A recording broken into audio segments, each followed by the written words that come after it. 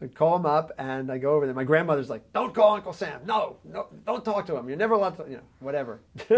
I go over there. He's the nicest guy in the world. First he tells me, I don't know, for, an hour or so, we go, let me tell you about your grandfather. Okay, so he gets that over with, He then took me upstairs and started playing me records, and he said, okay, so here's the story. And it's funny, one of the first ones he played me, for example, was one that I played for the interns here, when I sort of want to show them really Jewish clarinet playing, like what's the Jewish sound? Really like so fetchy. He said, oh, okay, so when I was a kid, I learned the trumpet. I learned it from an old Klezmer. Here, I still have the music. And he takes out this folio, handwritten, like pages and pages of these old Freiluchs and Bogars. He says, and then as soon as I could play, I played with Itzikel Krampfeis. That was the clarinetist, actually, that we listened to in class.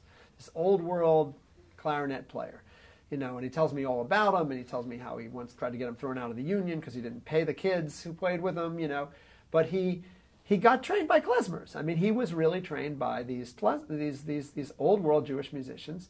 And then he starts talking to me about, playing in Atlantic City for the Mafia and all this stuff, and, just kind of what the world of a musician was like in the 1920s. He'd given up the trumpet in 1936 when he became a dentist and got married.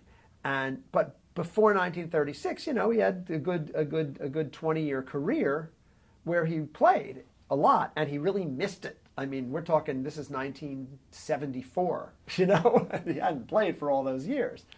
So he loved to talk about it. And he had my great-grandfather's record collection. So he could just play me these Yiddish songs. And so I brought over a tape recorder, and I just recorded, and the guy had infinite patience. I mean, he would sit with me for 5-6 hours. We would go through every record. He'd tell me about every record. He'd tell me, I saw this guy at the Yiddish theater. I saw this one's good, this one's bad. It was unbelievable. It was like suddenly that, I had this guy who was teaching me about the whole thing.